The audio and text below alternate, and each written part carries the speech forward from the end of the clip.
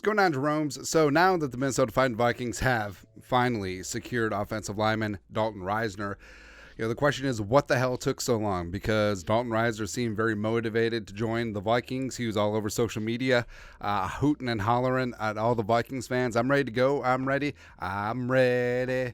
I'm ready for the Vikes. And the Vikings certainly had that need along the offensive line, but why did it take all the training camp, even after they had their visit together at the beginning of the month? And why did it take for the Vikings to be 0-2 for them to finally reach out and pay Dalton Risner?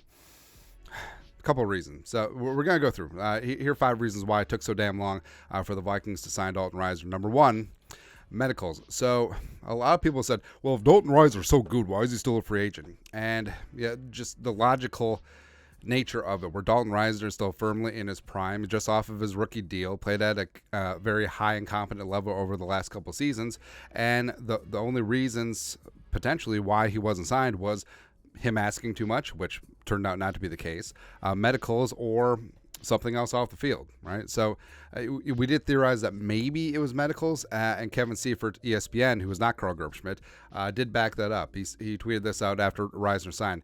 It's definitely fair to ask why the Vikings left their interior offensive line intact after last season. As for why they didn't sign Risner after his camp visit, Kevin O'Connell said at the time that he was still working through that injury that he sustained this summer. Now, didn't really get word of what that was, but obviously that would have classified as an NFI in all likelihood if it occurred during summer, and also could be the reason why the phone wasn't ringing off the hook for Dalton Risner if the agent put that word out on the street. So that checks that box in terms of why it potentially took so long. Next up, reason number 2, pinching pennies. So if this was the case, this really infuriates me because the Vikings had plenty of cap space, especially after restructuring Brian O'Neill. They could have signed Dalton Risner at the beginning of training camp or at minimum during the middle right after his visit and get him in the building, get him up to speed, have him in meetings, even if there was a minor medical issue. But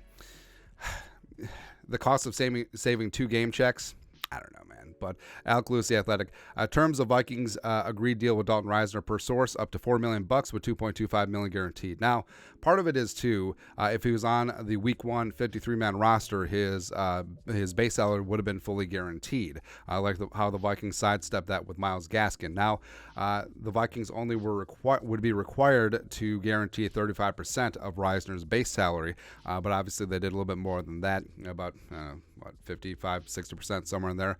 But either way, if they legitimately did this just to save 2 game checks for a starting offensive lineman, it's ridiculous. It's ridiculous, man. Next up, number 3, Quasi's ego. So Quasi is an analytical guy. I think that he is very aware. I think that he is rather selfless when it comes to the team, but he's human, and we all do have egos. And the whole thing about, hey, I spent a 2nd-round pick on Ed Ingram, and he is going to be the dude, and things are going to work out hunky-dory. But hasn't been the case. Hasn't been the case. And if and when Darrisaw and Bradbury are healthy, if you're putting your best 5 out on the field, I don't think Ed Ingram is going to be among them, especially since you just signed Dalton Risner. So I think that Ed will ultimately be the odd man out once this offensive line gets back to full strength. And, that does have to ding Quasi a little bit. And next up, number 4, stubbornness. And we talked about this. Part of it is Quasi, but also part of it probably is offensive line coach Chris Cooper, probably is Kevin O'Connell, where it's like, hey, mama, I can change him. Hey, if the guys stay healthy, knocking out all the wood with continuity, we don't need any stinking help along the interior offensive line with Ezra and Bradbury and Ed Ingram. We're going to be good to go. I mean, we re-signed Schlutman. Chris Reed worked out his deal. Once he comes out NFI, we are good in the hood. We got a mate in the shade, but what wasn't the case. And lastly, reason number 5, short week 2, right? So it is one thing to just completely throw the plan out the window after 1 week, especially after it was so many self-inflicted wounds against the Buccaneers. But after those injuries added up, Bradbury was hurt after 7 plays on offense. Darrisaw dinged up his ankle against the Buccaneers. Both of them were out against the Eagles. But bringing someone in on a short week where you didn't have a true practice, Monday, Tuesday, Wednesday, you just had glorified walkthroughs and getting them ready to play on the road against Philly, and it wasn't quite going to work. And I'm sure that this whole Dalton Risner deal was in the works for quite a while, and potentially getting him in the building late today or tomorrow, or no, well.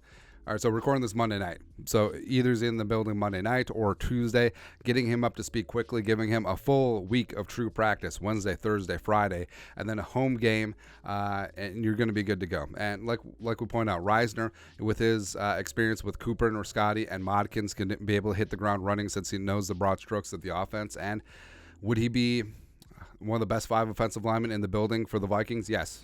Yes, he would. So I think that he is going to be on the field on Sunday. And week 3 with that 10-day gap, what was a logical place for it? And also, I mean, after week 1, it's just a little bit rough. But it is what it is. But no matter what happened, can't change the past. All I can do is look forward. And Dalton Risner in the building greatly improves the Vikings' offensive line and their chances in the trenches. And I'm all for it, man. I'm all for it. But your thoughts? 5 reasons why it potentially took so long for the Vikings and Dalton Risner finally become a thing. Let us know your thoughts and our thoughts in the comment section below. Subscribe for daily Vikings takes. Want to support the work? Put a little something in the Venmo. But till next time, Skol, production value.